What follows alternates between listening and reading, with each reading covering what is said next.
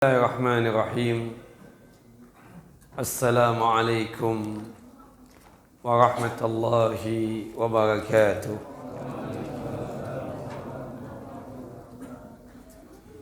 Innal hamdalillah nahmaduhu wa nasta'inuhu wa nastaghfiruh wa na'udzu billahi min syururi anfusina wa min sayyiati a'malina. من يهدِ الله فلا مضل له ومن يضلل فلا هادي له أشهد أن لا إله إلا الله وحده لا شريك له وأشهد أن محمدا عبده ورسوله ولقد قال الله تعالى في القرآن العظيم يا أيها الذين آمنوا اتقوا الله حق تقاته ولا تموتن إلا وأنتم مسلمون وبعد فبسخر صدري ويسر لي أمري واحلل عقدة من لساني يفقهوا قولي اللهم انفعنا بما علمتنا وعلمنا ما ينفعنا وزدنا علما اللهم إنا نعوذ بك من زوال نعمتك وفجأة نقمتك وتحول عافيتك وجميع سخطك اللهم إنا نعوذ بك من جهد البلاء ودرك الشقاء وسوء القضاء والشماتة الأعداء اللهم إنا نعوذ بك من عذاب جهنم ومن عذاب القبر ومن فتنة المحيا والممات ومن شر فتنة المسيح الدجال.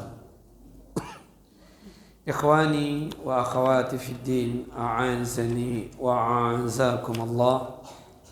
Bapak dan Ibu yang dimuliakan oleh Allahu Jalla wa Ala, melanjutkan kajian kita, pembacaan kitab Sahih Hadis Qudsi karya Syekh Mustafa Al-Adawi hafizahullah, yang dimana kita masih membahas seputar hadis-hadis yang berkaitan tentang masalah hibah, wasiat, dan juga insyaallah berkaitan tentang harta waris. Pada kesempatan yang lalu kita sudah tuntaskan tentang masalah hibah. Pada kesempatan kali ini ada satu hadis Nabi SAW berkaitan tentang masalah wasiat, dan itu dikuatkan di dalam hadis Al-Qudsi. Qala Rasulullah sallallahu alaihi wasallam, Rasulullah sallallahu alaihi wasallam bersabda, qala Allah Ta'ala, Allah yang Maha Tinggi berfirman, ya ibna Adam, ja'altu laka nasiban min malika hina akhadtu bikadzmika liutahhiraka bihi wa uzakkiyaka. Wahai anak keturunan Adam, wahai manusia, aku telah menjadikan bagian untukmu dari hartamu, yang dimana aku menjadikan bagian itu dari hartamu untukmu untuk menahan amarahku dan murkaku, dan sekaligus juga untuk mensucikan kamu dan juga untuk membersihkanmu dari dosa-dosa. Dan disebutkan di dalam hadis Mu'adz bin Jabal radhiyallahu an, semoga Allah Jalla wa Ala meridai beliau, qala berkata, qala Nabi sallallahu alaihi wasallam, Nabi sallallahu alaihi wasallam bersabda, innallaha tasaddaqa alaikum bisulusi amwalikum inda wafatikum ziyadatan fi hasanatikum. Sesungguhnya Allah bersedekah kepada kalian dengan sepertiga dari harta kalian ketika kalian telah wafat.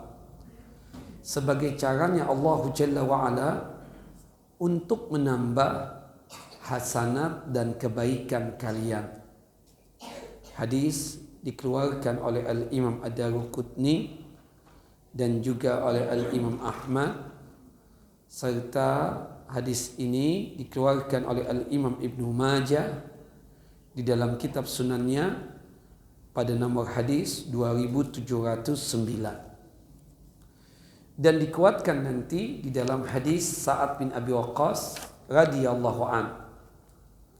Kalau kita berbicara tentang masalah wasiat, wasiat itu adalah harta yang diberikan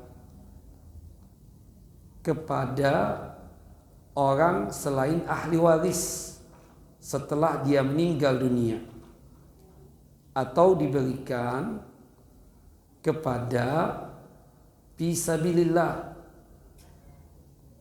Makanya ada istilah syariatnya yang disebut dengan wasiat itu ahdun khasun bitasarrufi bil mali au tabarru'i bihi ba'dal maut. Perjanjian yang khusus berkaitan tentang muamalah harta yang akan disedekahkan setelah dia tersebut meninggal dunia. Bedanya dengan hibah, kalau hibah itu harta yang diberikan ketika dia masih hidup, sedangkan wasiat harta yang diberikan setelah dia tersebut meninggal dunia, harta yang disedekahkan setelah dia meninggal dunia.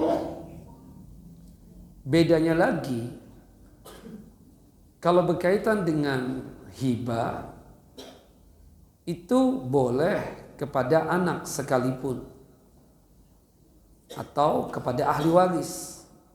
Tapi kalau wasiat asal mula hukum tidak boleh, kecuali jika diizinkan oleh ahli waris yang lainnya.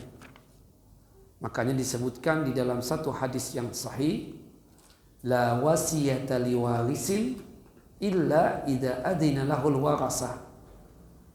Tidak ada wasiat untuk ahli waris kecuali jika diizinkan oleh ahli waris yang lainnya.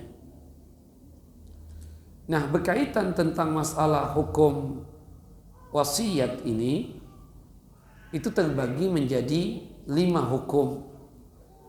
Bisa wajib, bisa haram, bisa sunnah, bisa makruh, dan juga bisa mubah. Kapan wasiat tersebut menjadi wajib? Tajibu ala man alaihi haqqun bila bayyinatin. Wasiat tersebut menjadi wajib bagi orang atau untuk orang yang seharusnya punya hak dalam masalah wasiat, tapi memang tanpa ada bukti. Seharusnya dia itu bisa dapat, tapi dikenakan sesuatu hal, maka dia tersebut menjadi tidak dapat. Seperti contoh, kita tahu berkaitan dengan masalah warisan,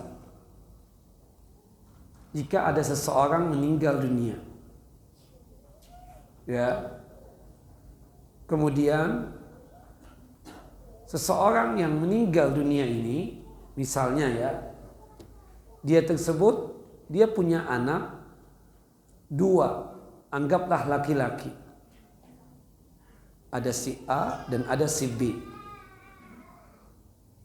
Nah, si fulan ini sebelum dia meninggal dunia, salah satu anaknya, anggaplah si B, dia tersebut meninggal dunia terlebih dahulu sebelum si fulan ini. Jadi supaya lebih paham lagi, anggaplah ada si A. Si A ini punya anak B dan C. Dalam perjalanan hidup, si C meninggal dunia lebih dahulu ketimbang ayahnya yang bernama si A. kita tidak berbicara tentang warisannya si C. Setelah beberapa bulan, si A, ayahnya si C tadi, meninggal dunia. Si C, ketika dia meninggal dunia, dia itu ada anak. Anggaplah namanya si D. Secara hukum waris, jika sekiranya si A meninggal dunia, dia meninggalkan anaknya yang bernama si B, laki-laki, kemudian dia meninggalkan ada cucu namanya si D. Secara hukum, si D, si cucu tadi, itu dapat warisan enggak? Tidak dapat warisan. Kenapa? Terhalang oleh si B, om dari si D. Jadi si B ini ya anak laki-laki. Makanya kenapa kita berbangga, merasa senang punya anak laki-laki. Karena kalau kita meninggal dunia, harta nggak kemana-mana sudah. Nah ini sebenarnya kan kalau sisi masih hidup, duluan abahnya yang duluan misalnya baru sisi dapat nggak? Dapat. Tapi berhubung sisi duluan meninggal dunia ketimbang si A tadi, ayahnya. Dan kebetulan sisi punya anak namanya D. Secara hukum waris, ketika si A ini meninggal dunia, maka yang mewarisi hartanya apa? Seluruhnya apa? Si B ini. Sisi nggak dapat. Nah dari situ, sebagian ulama mengatakan, wajiblah bagi si A ini bikin wasiat agar si C, agar si D dapat warisan juga. Dalam artian bukan dapat harta juga, tapi jalurnya bukan warisan, tapi jalurnya itu apa? Wasiat. Seperti itu. Karena kalau dia biarkan saja, ya kalau si B ini baik, perhatian sama keponakan. Kalau si B ini ya nggak peduli, ya nggak dapat. Tanya sama ustadz siapapun, pasti dia bilang si D nggak dapat. Kenapa? Terhalang oleh si B. Maka oleh sebab itu wajib bagi si A untuk apa? Bikin wasiat agar si D tadi dapat harta dari dia. Atau kasus yang lain, salah satu yang menghalangi seseorang tidak bisa dapat warisan karena sebab apa? Ikhtilafuddin, berbeda agama. Misalnya ayahnya muslim, anaknya kafir, atau sebaliknya. Anaknya kafir, ya, anaknya muslim, misalnya anaknya muslim, ayahnya kafir. Secara hukum waris, perbedaan agama membuat mereka tidak bisa saling mewarisi harta. Kata Nabi kita Muhammad sallallahu alaihi wasallam, la yarisu al-muslimu al-kafira walal kafiru al-muslim. Tidak boleh seorang muslim mewariskan hartanya kepada kafir. Begitupun juga si kafir tidak bisa mewariskan hartanya kepada muslim. Tapi si ayah ini sayang banget sama anaknya. Meskipun anaknya berbeda agama dengan dia. Anaknya sudah jadi mu'allam. Maka jalur yang bisa diambil agar si anak itu dapat harta juga dari ayahnya dengan dua jalur. Jalur yang pertama ketika masih hidup, namanya apa? Hibah. Jalur yang kedua setelah si ayah meninggal dunia, namanya apa? Wasiat. Seperti itu. Nah maka dalam posisi dan keadaan yang demikian bisa wajib untuk berwasiat. Nah, kemudian yang kedua, wasiat itu bisa jadi hukumnya haram. Tahrumu ala man lahu waris. Haram seseorang berwasiat kepada ahli waris. Aslinya pada dasar hukumnya apa? Tidak boleh seseorang dari kita ini berwasiat kepada siapa? Ahli waris. Kan biasanya abahnya berbicara atau ada omongan atau bahkan wasiat secara khusus. Ini rumah yang abah tinggali, jangan diotak-atik ya. Ini abah mewasiatkan buat saudara kalian yang bernama si fulan misalnya. Karena kebetulan si fulan ini begini dengan alasan apapun. Kalau abah meninggal dunia, ini mutlak milik dia ya, bukan termasuk warisan kalian. Warisan kalian itu yang abah wariskan untuk kalian selain daripada rumah ini. Khusus rumah ini saja abah mau beri untuk si fulan. Wasiat untuk si fulan. Bolehkah begitu? Haram. Karena si fulan ini juga sudah dapat apa? Warisan. Terlepas si fulan itu Masya Allah banget sama ayahnya misalnya. Soleh banget. Kecuali jika diizinkan oleh apa? Oleh ahli waris yang lainnya. Dia punya saudara 3 misalnya. Kebetulan anak perempuan tinggal sama dia. Kemudian dia panggil 2 putranya tadi. Ini abah dan umi kalau meninggal dunia, berhubung si fulanah ini merawat abah dan merawat umi, abah ingin ini rumah dimiliki oleh dia saja. Gimana menurut kalian? Abah wasiat ya, semoga kalian berdua setuju. Aslinya tidak boleh wasiat seperti itu. Tapi dikarenakan 2 saudara laki-laki tadi setuju, ya nggak apa-apa, kita setuju. Abah wasiat seperti itu. Aku ikhlaskan hakku untuk saudari perempuan tadi itu. Maka tidak mengapa. Tapi aslinya apa? Tidak boleh. Kata Nabi SAW, la wasiyata liwarisin illa idza adina lahul warasah. Tidak ada wasiat untuk ahli waris kecuali jika diizinkan oleh ahli waris yang lainnya. Atau haram juga berwasiat jika wasiatnya itu lebih daripada apa? 1/3. Ada seorang ayah meninggal dunia. Dia wasiat setengah hartanya untuk Masjid Nurul Ilmi. Pengurus dipanggil semuanya. Sebelum dia meninggal, ada catatan, ada perjanjian. Nanti kalau anak meninggal dunia, ini harta anak setengahnya itu buat Masjid Nurul Ilmi. Tapi berlakunya setelah anak meninggal dunia. Wasiat. Wasiatnya ada. Ya, antum pihak DKM masjid ada catatan, ada surat. Begitupun juga anak-anaknya, ada surat juga. Ketika si fulan ini meninggal dunia, antum sebagai DKM Masjid Nurul Ilmi mengingatkan anak-anaknya. Syub abah antum punya wasiat seperti ini. Dia janji kepada kita setengah harta beliau untuk masjid apa? Nurul Ilmi. Ya. Kata anak-anaknya, iya. Nanti kita akan jalankan. Tapi maaf ya bapak-bapak, kita akan jalankan 1/3 saja. Karena abah ini salah berwasiat jika dia berwasiat seperti itu. Berdosa nggak anak-anak ngomong bicara seperti itu? Tidak.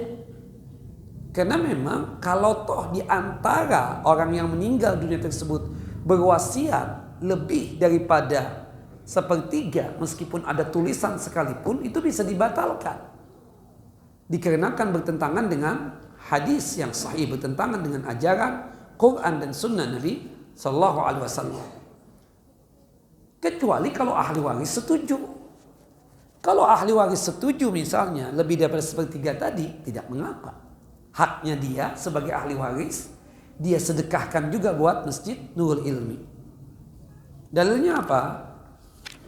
Hadis dari Sa'ad bin Abi Waqqas radhiyallahu anhu. Pada saat itu Sa'ad bin Abi Waqqas dalam kondisi yang sakit. Pada waktu itu hajiah berada di Mina. Dipikir oleh Sa'ad bin Abi Waqqas, dia mau meninggal dunia. Akhirnya dia memerintahkan putrinya untuk memanggil Rasulullah SAW agar membesuk beliau. Beliau ada yang ingin disampaikan berkaitan dengan wasiat harta. Akhirnya Rasulullah SAW di malam hari membesuk Sa'ad bin Abi Waqqas. Kemudian Rasulullah SAW menanyakan keadaan Sa'ad bin Abi Waqqas. Setelah itu Sa'ad menyampaikan hajatnya, wasiatnya. Ya Rasulullah, ana dhu malin wa la yarisuni illa ibnatun liwahidatun. Wahai Rasulullah, aku ini kan punya harta banyak. Maksudnya orang kaya. Tidak ada yang mewarisi hartaku kecuali putriku satu-satunya ini. Ya. Aku ingin bertanya kepada antum ya Rasulullah. Apa atasaddaqu bisulusai mali? Boleh enggak aku bersedekah jika aku meninggal dunia berwasiat harta 2/3 dari hartaku? Qala Rasulullah SAW, la, tidak boleh. Qultu, kemudian Sa'ad bin Abi Waqqas mengatakan lagi, afa atasaddaqu bi syatrihi? Kalau begitu setengah buat ahli warisku, setengah buat fisabilillah, wasiat harta setelah aku meninggal dunia. Qala Rasulullah SAW, la, tidak boleh. Subhanallah, buat fisabilillah, buat wakaf tanah, buat bangun masjid, buat macam-macam, enggak boleh. Saat untuk ketiga kalinya bertanya lagi, afa atasaddaqu bisulusihi? Kalau begitu, sepertiganya deh aku berwasiat berkaitan dengan hartaku.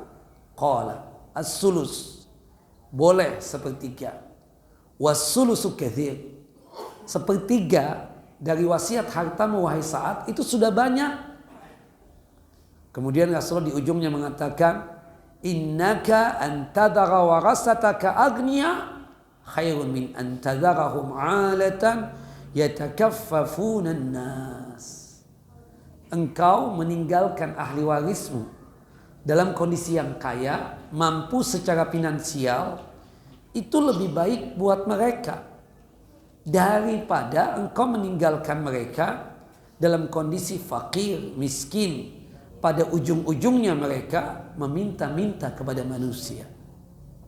Hadis sahih dikeluarkan oleh Al-Imam Al-Bukhari dalam kitab sahih beliau pada nomor hadis 1295, dan hadis dikeluarkan oleh Al-Imam Muslim dalam kitab sahih beliau pada nomor hadis 1628. Subhanallah. Nah, dari sini wasiat itu bisa haram kapan? Ketika kita berwasiat kepada ahli waris. Yang kedua, wasiat itu bisa haram jika kita berwasiatnya apa? Berkaitan dengan jumlah hartanya lebih daripada sepertiga. Berarti sepertiga itu paling banyaknya sudah. Sunnahnya sih di bawah sepertiga. Tapi sepertiga itu apa? Paling banyak. Jelas ya? Kemudian yang ketiga, wasiat itu, wasiat harta menjadi hukumnya sunnah. Sunnah itu apa sih? Mengerjakan mendapatkan pahala, meninggalkan tidak dosa. Itu menurut apa? Ahli fiqih, para fuqaha. Tusannu liman taraka khairan katsiran bisulusi fa'aqal. Disunahkan bagi kita yang banyak harta untuk berwasiat sepertiga atau kurang daripada sepertiga. Abu Bakar As-Siddiq radhiyallahu an, sebelum meninggal dunia beliau berwasiat hartanya 1/5. Nah, di sini sebagian ulama mengatakan sepertiga itu paling banyak. Sunnahnya itu kurang daripada apa? Sepertiga. 1/5, 1/6, 1/8, terserah antum. Yang jelas kurang daripada apa? Sepertiga. Ini kalau hartanya banyak. Artinya hartanya banyak, Jika antum berwasiat, anak-anak antum tidak ada masalah. Ada sebagian orang, dia memikirkan diri dia sendiri. Untuk bersedekah rajin, berinfak rajin, berwasiat juga seperti itu. Tapi untuk anak bakhil, dia nggak peduli. Subhanallah, baik ketika dia masih hidup dan juga tidak mau untuk memikirkan setelah dia meninggal nanti. Padahal bapak-bapak, yang paling bagusnya dalam masalah sedekah dan infak itu untuk siapa? Untuk anak dan istri. Subhanallah, antum itu kan berpikirnya kadang macam-macam. Anda buat dapat apa nanti di akhirat? Dapatlah. Ketika antum meninggalkan harta warisan untuk siapa? Untuk anak istri. Tapi kan antum berpikirnya lain. Jika Anda meninggalkan harta banyak buat istri Anda kawin lagi. Kan begitu. Jadi membuat antum bagaimana seirit mungkin. Akhirnya antum bangun masjid, bangun panti asuhan, tahfidz Quran. Bagus. Tapi meninggalkan harta buat anak-anak kita dalam kondisi mampu secara finansial itu lebih baik lagi. Subhanallah. Nah, makanya kita ini dikatakan sebagai orang yang memiliki harta yang banyak dan boleh dan sunnah untuk berwasiat. Ketika kita berwasiat tersebut, anak-anak kita tidak merasa keberatan. Jelas ya? Nah, kemudian yang keempat, makruh. Makruh itu lawan daripada sunnah. Meninggalkan dapat pahala. Mengerjakan tidak mengapa. Meninggalkan dapat pahala. Mengerjakan tidak mengapa. Tukrahu li fakirin warisu muhtad. Makruh berwasiat bagi orang yang fakir atau yang pas-pasan. Yang dimana kalau dia berwasiat, sebenarnya anaknya sangat butuh dengan harta tersebut. Subhanallah. Ada seseorang yang biasa-biasa saja. Enggak kaya banget, enggak. Cukuplah. Tapi anaknya 10. Anaknya berapa? 10. Si anak ini berharap abahnya itu ngasihkan harta kepada dia. Tahu-tahu si abahnya apa? Berwasiat untuk Masjid Nurul Ilmi. Subhanallah. Ya Allah, si abah kita aja pas-pasan, kok pakai wasiat lagi? Nah, hukum wasiatnya apa? Makruh. Karena anak-anaknya merasa apa? Butuh. Kan ada orang tua yang begitu, nggak peduli. Yang penting anak di dunia bahagia, di akhirat bahagia. Pikirannya dia begitu. Tapi dia meninggalkan anak-anak dalam kondisi yang kesian. Hukumnya apa? Makruh. Jadi kalau misalnya antum kondisinya pas-pasan dan kebetulan juga anak antum banyak dan dia tersebut merasa butuh dengan harta antum, jangan wasiat. Jangan apa? Jangan wasiat. Wallahu a'lam bishawab. Hukumnya makruh. Kemudian yang kelima, mubah. Mubah itu boleh. Tubahun li fakirin in kana warasatuhu aghniya. Dibolehkan bagi orang yang pas-pasan untuk berwasiat jika ahli warisnya pada kaya. Artinya anak-anaknya nggak merasa butuh dengan harta abahnya. Antum sekarang ini, antum merasa nggak antum lebih kaya daripada abah antum? Kita semua, ya kan? Kita alhamdulillah punya rumah sampai 5. Abah antum punya rumah cuma 1 di kampung lagi. Kemudian abah antum itu pingin wasiat dari sebagian rumahnya dia itu untuk tahfidz Quran. Bolehkah? Boleh. Dikarenakan anak-anaknya apa? Pada kaya, mampu, dan anaknya juga nggak berpikiran untuk minta, ya kan? Nggak apa-apa bah. Gimana kalau rumah abah yang di kampung itu kita bikin tahfidz Quran? Boleh bah. Nanti kita sebagai anak-anak juga ingin nambah juga. Kan begitu. Cuma kadang ada juga manusia hatta sudah kaya, duitnya kaya tisu, comot ada lagi. Hatta yang sedikit diambil juga. Sampai kita katakan, ente nggak malu ngambil juga nih, antum nggak malu juga? Enggak. Tapi tanya Ustaz yang isi di Nurul Ilmi. Ustaz, hak anak kan Ustaz? Iya, kalau abah antum meninggal sih ya antum, anda dapat warisan juga kan Ustaz? Ya dapat. Meskipun ya Allah cuma 15 juta antum ambil juga, 10 juta antum ambil juga, ya hak anak kan, padahal duit dia miliaran sudah. Tapi itu manusia. Kita kalau ditanya, Anda punya hak nggak Ustaz berkaitan dengan harta warisan dari abah Anda? Punya hak. Meskipun misalnya saudaranya bilang, tapi kan kecil ini, kecil besar, tetap hak anak kan Ustaz? Iya, kata ustadznya. Subhanallah. Nah itu yang terjadi kan. Tapi rata-rata kita nggak, yang ngaji kan nggak apa-apa bah. Abah bikin tahfidz Quran, bahkan buat apalah untuk keperluan yang berkaitan dengan akhirat abah dan keluarga. Kita katakan kita dukung. Nah rata-rata begitu anak-anak seperti itu kan. Karena dia merasa lebih mampu, lebih kaya daripada abahnya. Ya, nah seperti itu boleh. Abahnya itu apa? Berwasiat. Karena anak-anaknya apa? Kaya raya. Anak-anaknya itu juga nggak merasa butuh dengan harta abahnya. Kayak antum ini. Kebanyakan kita ini lebih kaya daripada abah kita atau abah kita lebih kaya? Jujur ya kan?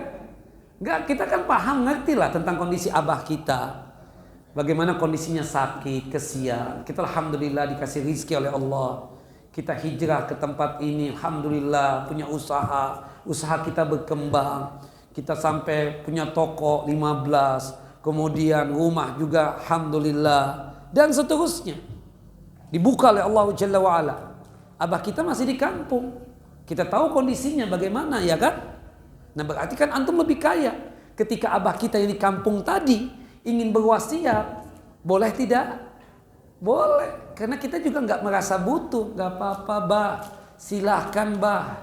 Kan seperti itu. Karena nilainya apa? Sedikit menurut kita. Wallahu a'lam bissawab. Nah ini hukum wasiat. Bisa wajib, bisa haram, bisa sunnah, bisa makruh, dan juga bisa apa? Mubah.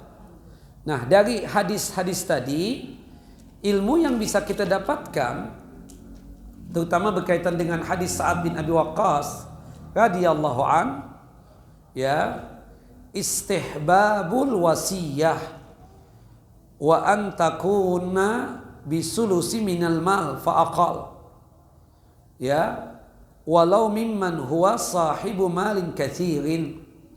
Disunahkan untuk berwasiat yang dimana wasiat hartanya itu sepertiga dari hartanya paling banyak, tapi sunnahnya itu kurang daripada sepertiga. Dan yang berwasiat itu adalah orang yang betul-betul kaya, yang punya harta banyak. Nah, kemudian dari hadis ini juga ilmu yang bisa kita dapatkan, ibahatu jam'il mal idza kana min turukihi al-mubaha. Dibolehkan kita mengumpulkan harta jika cara-cara untuk mengumpulkan harta tadi dari jalur yang dibolehkan atau jalur yang halal. Kita menjadi kaya boleh enggak Pak? Boleh, kata Nabi dalam satu hadis yang sahih. La ba'sa bil ghina liman ittaqa. Tidak mengapa menjadi orang kaya jika kita membangun kekayaan kita di atas ketakwaan. Khudhu ma halla wad'au ma haram. Ambil yang halal dan buang yang haram. Subhanallah. Kalau kita melihat al-asyratu al-mubasysyirina bil jannah, 10 orang sahabat Nabi yang dipastikan masuk surga itu rata-rata orang kaya tidak? Orang kaya. Abu Bakar orang kaya. Umar bin Khattab orang kaya. Utsman bin Affan orang kaya. Abdurrahman bin Auf orang kaya. Sa'ad bin Abi Waqqas orang kaya. Sa'id bin Zaid orang kaya. Kata-kata apa? Orang kaya. Tapi mereka meletakkan kekayaan itu bukan di hati. Kekayaan itu ada di tangan mereka. Ketika mereka tersebut ingin infakkan di jalan Allah Jalla wa'ala, mudah. Tapi kalau kebanyakan kita meletakkan harta itu di mana? Di hati. Sehingga berat betul untuk apa? Berinfak dan bersedekah. Seperti itu. Dan kita menjadi kaya Kita cita-cita menjadi kaya. Kita menjadikan kekayaan yang Allah anugerahkan kepada kita itu cuma sebatas untuk sarana, untuk menggapai akhirat. Dunia ini tidak menjadi tujuan utama kita. Karena kita menjadi kaya ini ingin tujuannya mendapatkan apa? Akhirat. Sebagaimana yang Allah Jalla wa'ala firmankan, wabtagi fima ataka Allah ad-darul akhirah wa la tansa nasibaka minad dunya. Subhanallah. Apa yang telah Allah anugerahkan kepada kita tujuannya untuk apa? Mendapatkan akhirat. Tapi kita tidak melupakan kita sedang hidup di dunia. Kita perlu rumah, kita perlu makan, kita perlu minum, kita perlu kendaraan, seperti itu. Dunia ini cuma sebagai sarana untuk mendapatkan akhirat. Dan kita tidak pernah memposisikan dunia ini sebagai suatu tujuan kita. Boleh mengumpulkan harta jika sekiranya dari jalur yang apa? Halal. Dari jalur yang mubah. Wallahu a'lam bissawab.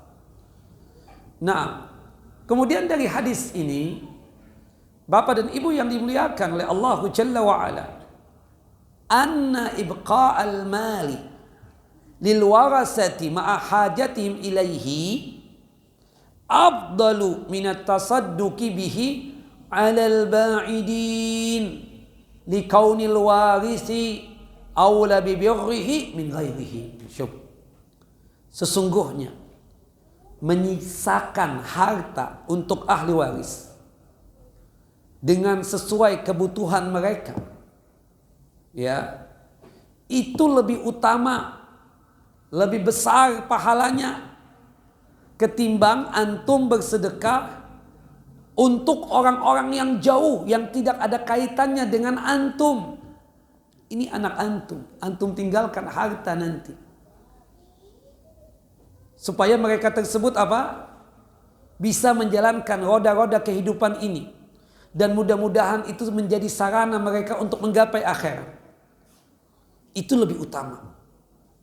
Lebih besar pahalanya ketimbang antum bersedekah kepada orang yang bukan kerabat antum, yang bukan, ahli waris antum. Dikarenakan kedudukan ahli waris kita untuk kita berbuat baik, subhanallah, itu lebih utama ketimbang kita bersedekahnya, berinfaknya kepada orang lain.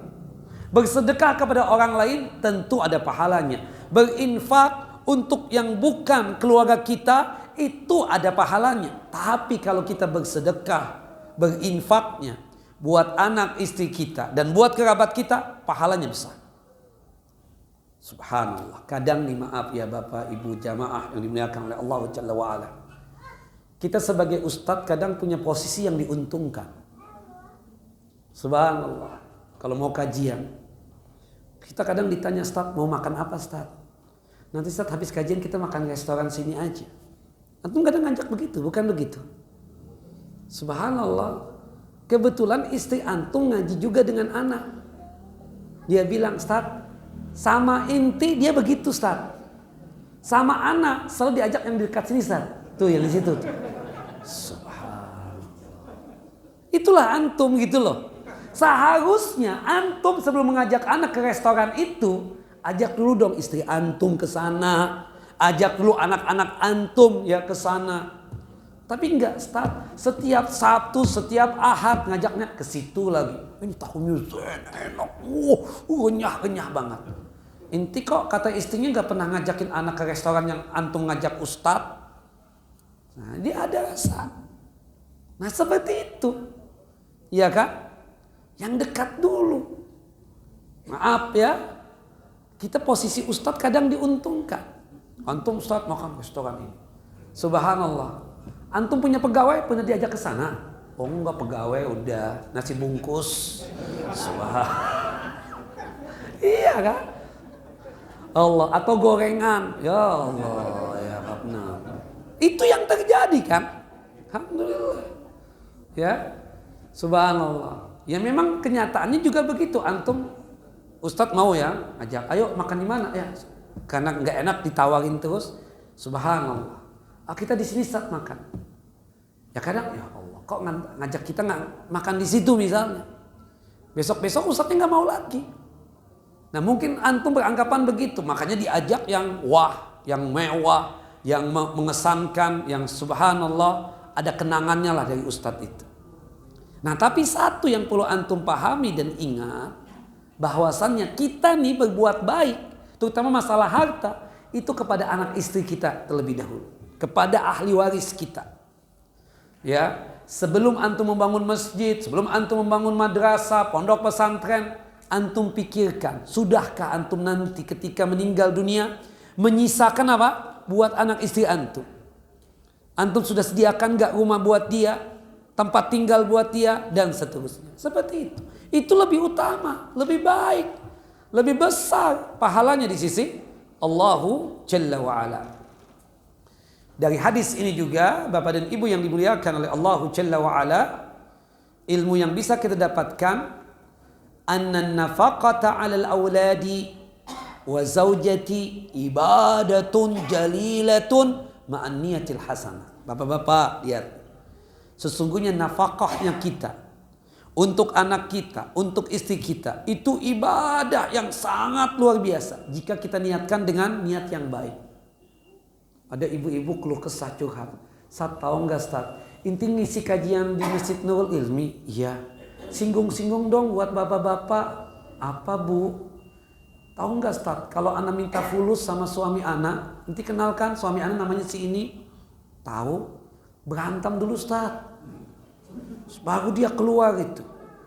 Dia bilang kan sudah dikasih modal buat usaha ini. Udah cukup dari situ, listrik dari situ, air dari situ, semuanya dari situ. Ya anak, habislah kata dia. Kan seperti itu. Setiap kali anak berbicara fulus untuk nafkah buat anak-anak, marah Ustaz. Nah padahal Bapak, kita seperti ini buat apa Pak? Kita bekerja pagi, ya subhanallah, kembali ya di sore hari atau malam hari, buat siapa Pak? Buat anak dan istri kan, seperti itu. Antum kalau misalnya nggak menikmati, khawatirnya istri dan anak antum mendoakan semoga antum cepat meninggal dunia. Kan seperti itu. Kan dapat warisan kan? Cepat. Nah kalau istri antum masih muda, sahabat-sahabat antum ini ingin masuk kan, ingin menjadikan istri antum itu sebagai istrinya nanti kalau masa iddahnya habis. Hati-hati loh Pak. Nah, wallahu a'lam bishawab. Baik, azan terus, setelah azan kita sambung. Nah.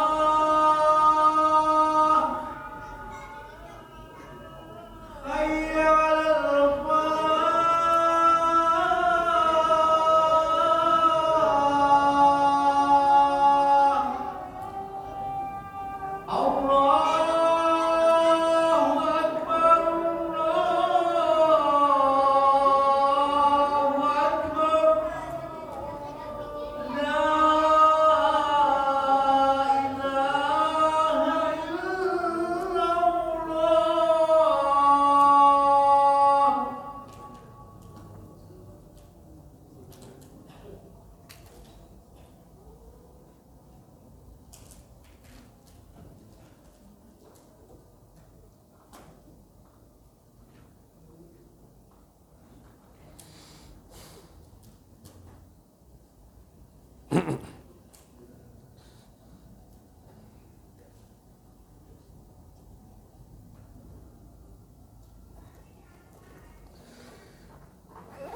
wa akhwati fid din, a'azani wa a'azakumullah. Bapak dan Ibu yang dimuliakan oleh Allah Jalla wa Ala, kita sambung kajian kita dari hadis Sa'ad bin Abi Waqqas. Juga kita dapatkan ilmu, ya, wa fihi husnu jam'il mali min hillihi li istighna'i bihi 'anil hajati ilan nasi wa min husni tawfiril mal al-iqtisad fin nafaqat.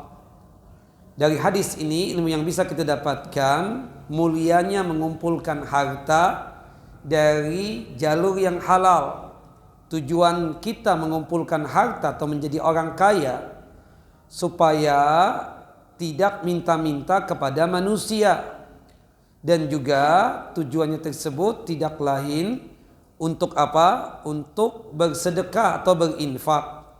Dan ketika kita sudah menjadi orang kaya, maka hendaknya menggunakan sesederhana mungkin, ya, atau seekonomis mungkin. Nah, di sini kita katakan kita menjadi orang kaya agar kita jangan sampai meminta-minta sama manusia. Itu tujuan kita. Termasuk tujuan kita akan memberikan kepada anak-anak kita. Karena bagaimanapun terkadang kita ini terhina, menunjukkan apa? Kelemahan kita di hadapan orang kaya. Makanya kata Syekh Islam Ibnu Taimiyah rahimahullah rahmatan wasi'ah, kalau antum, ya, ketika berjumpa dengan orang yang kaya tersebut, memposisikan diri antum rendah dalam artian suka meminta-minta, maka siap-siaplah antum akan menjadi budaknya dia.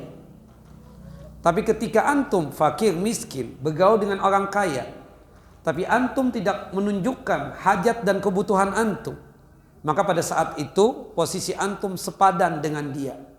Dan pada saat itu orang kaya itu akan menghormati antum. Tapi sangat gampang antum itu untuk menjadi pemimpin umat. Cukup antum itu suka bersedekah dan berinfak. Maka niscaya manusia-manusia yang antum bantu itu akan mengangkat diri antum sebagai apa? Sebagai pemimpin.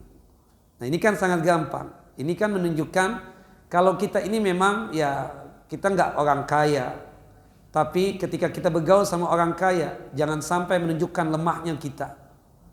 Kita kan kadang ditawarin apapun, oke, alhamdulillah, barakallahu fiik, jazakallah khair, dan seterusnya, ya. Subhanallah. Ya, kadang penawarannya itu sering, bahkan kita tunjukkan, kita minta, saya ingin ini, ingin itu, dan seterusnya. Nah, sehingga membuat orang kaya itu apa? Menghindari kita dan menjauhi kita. Ketika misalnya mau masuk ke masjid ini, ada si fulan ya? Iya ada, dia yang di depan itu, iya. Anak nggak jadi ya, anak salat masjid sana saja. Kenapa? Setiap kali ketemu anak selalu bicaranya fulus, minta fulus lagi. Nah itu kenapa? Dihinakan, ya kan? Seperti itu. Bahkan kalau nggak kuat dia ngomong langsung. Tapi kalau kita nggak menunjukkan hajat kita, subhanallah, kita biasa-biasa saja dengan dia, maka dia akan menghormati kita, seakan-akan sepadan dengan dia, kan seperti itu. Nah, kalau kita suka membantu orang lain, masya Allah, kita pastinya apa? Akan dimuliakan oleh mereka. Bukan itu tujuan kita, tapi ini hukum dunia. Kita akan menjadi pemimpin-pemimpin mereka tersebut. Seperti itu. Wallahu a'lam bishawab. Nah, tujuan kita bekerja giat seperti ini untuk menjadi orang kaya, agar jangan sampai kita tersebut apa? Jadi peminta, jadi pengemis, suka payah, tidak meminta-minta kepada manusia, seperti itu. Nah, kemudian dari hadis ini juga ilmu yang bisa kita dapatkan, wa fihi mazammatu mas'alatin nas amwalahum wa idharil hajah ilaihim. Ya, celaan, hinaan buat orang yang suka meminta-minta harta manusia, dan celaan, hinaan buat orang yang suka menampakkan hajat dan kebutuhannya di hadapan manusia. Ya, seharusnya ketika kita dalam kondisi yang maaf, mungkin kita perlu bantuan orang, tapi kita nggak juga menunjukkan. Kita ikhtiar, kita berusaha mencari pekerjaan yang bisa memenuhi kebutuhan dan hajat kita. Ini kadang manusia itu ingin gampangnya saja. Ketika dia ada kesusahan, padahal kesusahannya itu sangat gampang untuk diselesaikan. Itu sudah mulai curhat dengan temannya. Yang kesian itu curhat dengan ustaz. Subhanallah, habis kajian, biasanya yang barisan depan itu curhat. Ustaz, maaf, inti kan kenal sama si ini. Tolong dong Ustaz, Anda bilangin belum bayar SPP anak.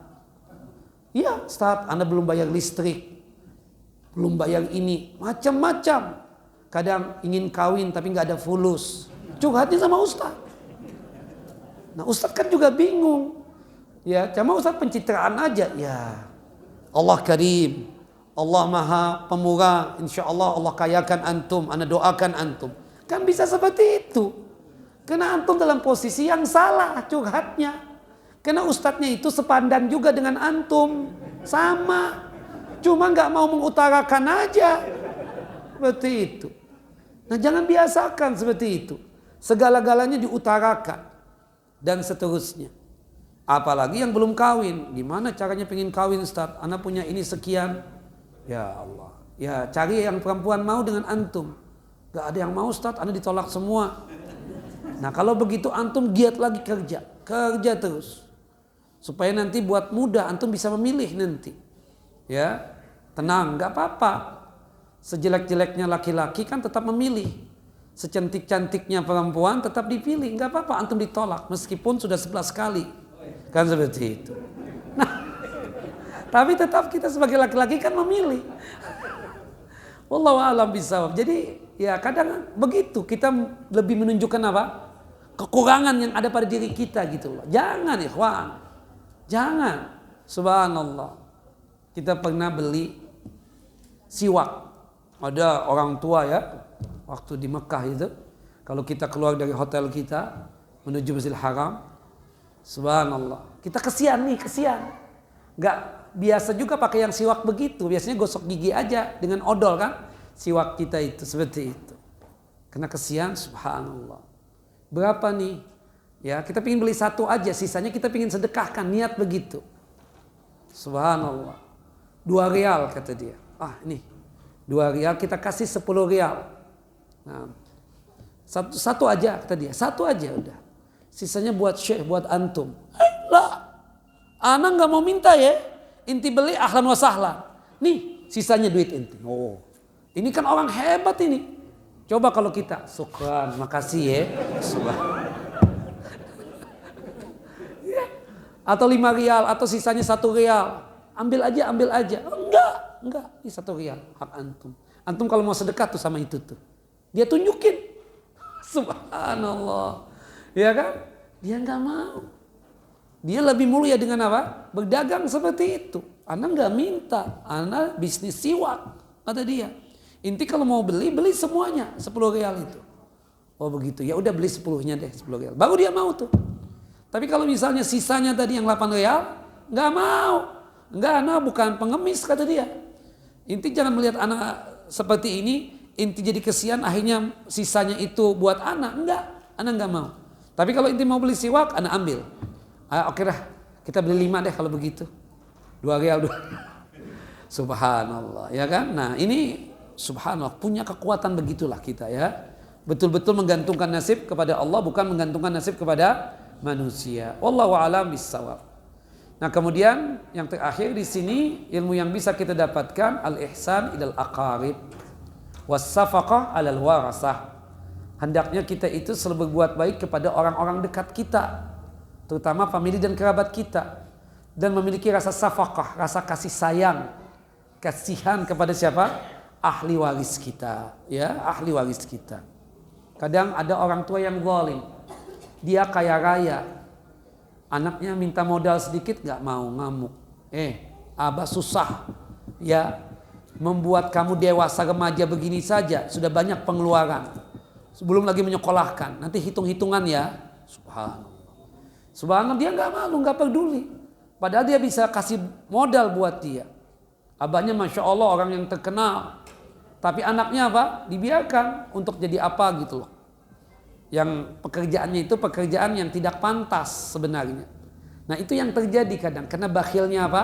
Orang tua. Yang kedua karena nggak ada safaqah, nggak ada rasa kasihan, ya, atau kasih sayang untuk tuh anak seperti itu.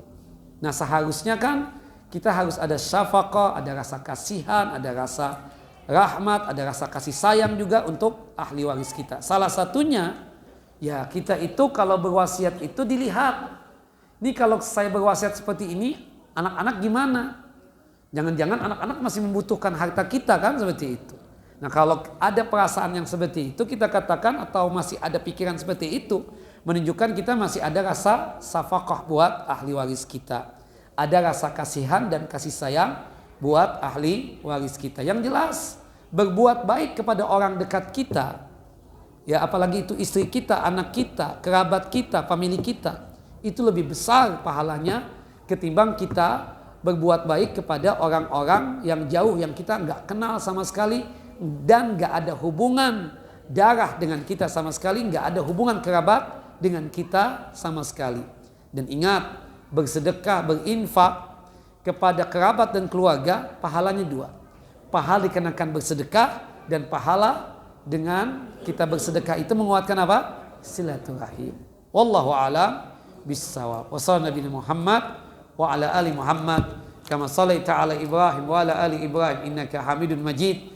Allahumma barik ala Muhammad wa ala ali Muhammad kama barakta ala Ibrahim wa ala ali Ibrahim innaka Hamidun Majid. Kita tutup kajian kita dengan masing-masing kita membaca doa kafaratul majlis. Subhanakallahumma wa bihamdika asyhadu an la ilaha illa anta astaghfiruka wa atubu ilaik. Assalamualaikum warahmatullahi wabarakatuh.